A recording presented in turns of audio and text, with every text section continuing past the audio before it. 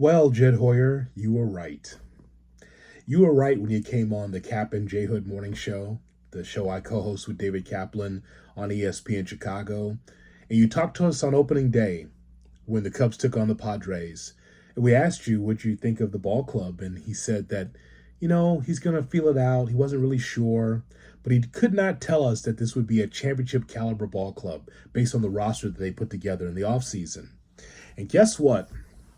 Jed Hoyer was right that the Cubs were not a championship caliber ball club to be able to get to the next level, to get to the World Series. Because you see, when you have the payroll that the Cubs have, all that matters is you getting to the World Series and trying to win the World Series.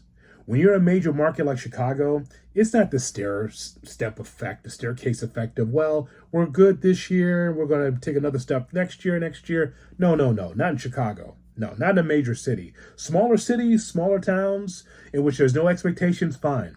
But for the Cub fan that I know, they were expecting for the Cubs to be better because it wasn't Cody Bellinger on the team. It was Kyle Tucker. And so how'd that work out this year? Kyle Tucker, when he was healthy, he was good. When he wasn't healthy, he stayed in the lineup and struggled and then was on the IL. And so he never was able to reach his full potential as a Chicago Cub. That's going to be a big question here in the offseason. And then when we get to the trade deadline, you know what you kept hearing, especially from my partner David Kaplan and others that's close to the Cubs as far as the connections that they have, we kept hearing that the Cubs are going to be all in at the deadline, that they'll get everything that they need to solidify themselves to be a playoff team and will be there for the long haul. And so give the Cubs credit. They beat a San Diego Padres team that couldn't get out of their own way. They were underwhelming, even though they won 90-plus ball games. But we kept hearing that the Cubs would do whatever it took, offense, pitching, back of the bullpen, whatever it took to be able to get themselves into the playoffs and to get past the Milwaukee Brewers. So A, the Cubs could not get past the Milwaukee Brewers in the regular season, and B, they got beat by the Brewers in the playoffs. So it is a microcosm of Chicago versus Milwaukee or Chicago versus Wisconsin. Somehow, some way, the Chicago teams can't get past the Wisconsin teams. It's happening with the Bears and the Packers. It's happening now with the Cubs and the Brewers. And in a 5-game series in which you had momentum, tying the series at 2, the Cubs could not find the offense to be able to keep it going to take on the Dodgers at the next level. But the Cubs would tell you, oh yeah, we had enough.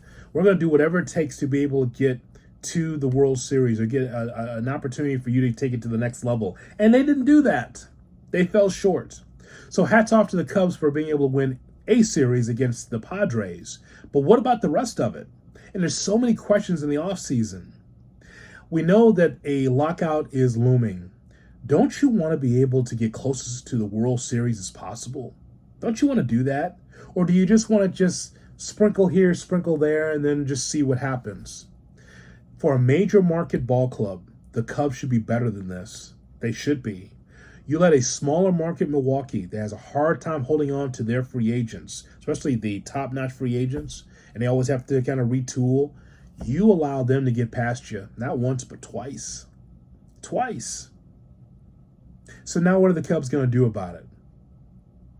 All I know is that for the Cub fan that I know, there should be a strong commitment to winning and a lot of questions that have to be answered here in the offseason because as is good, but clearly not good enough for Chicago.